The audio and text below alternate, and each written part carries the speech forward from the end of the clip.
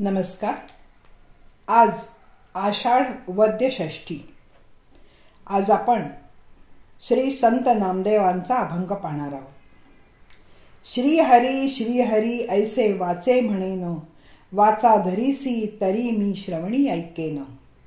श्रवणी दाटसी तरी मी नयनी पाहीन, ध्यानी मी ध्याईन जेथे तेथे. जेथे जाये तेथे लागला हा आम्हा, न सांडी वर्म म्हणे नामा. श्री नामदेव महाराजांनी उदात्त, उत्कट, पवित्र अशा भक्ती भावनेचा सर्वत्र उद्घोष केला. भक्ती मार्गाचा जय जयकार केला. परमात्मा प्राप्तीचे वर्म या भक्ती मार्गाने प्राप्त झाले. तो परमात्मा प्रेमाला वश होणारा असल्याने त्याने भक्तांसाठी आपले वैकुंठ सोडले आणि पंढरीला येऊन विटेवर उभा राहिला. असा हा स्वस्थानाचा त्याग करून पंढरीला आलेल्या, आमच्या पुढे अवतीर्ण झालेल्या परमात्म्याला पाहिल्यावर नामदेवासारख्या भक्ताची स्थिती विलक्षण बिकट झाली.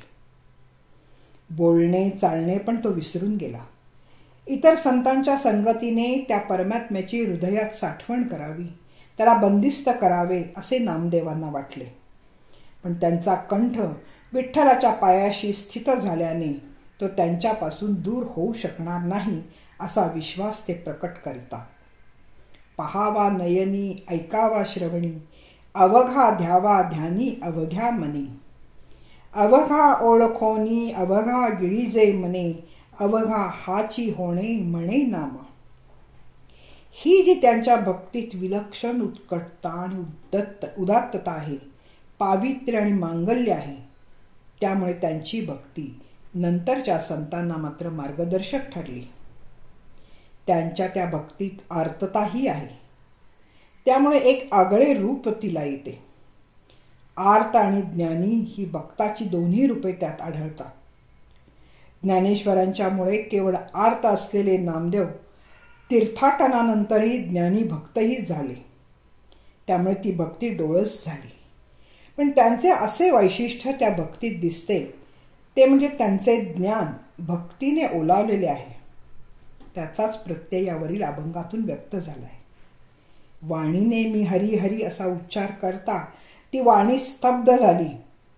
तू माझी वाचा बंद केलीस तरी मी हरीचे नाम आपल्या कानांनी ऐकेन. समजा श्रवण करून करून तूच कानात भरून गेल्यास, श्रवणी दाटसी तरी मी नयनी पाहीन. माझे डोळे सतत तुझे दर्शन घेत राहतील आणि जेथे तेथे तुला ध्यानाने समजून घेतील. सर्वत्र आत्मा वास करतो. आत्माच परमात्म्याचा अंश आहे. त्यामुळे जिकडे पाहावे तिकडे तोच आहे हे वर्म मला उमगले आहे. मी ते वर्म कधीही आणि कुठेही त्यागणार नाही असे नामदेव महाराज म्हणत आहेत. नामदेव विठ्ठल हाच आपला एकमेव आधार मानित.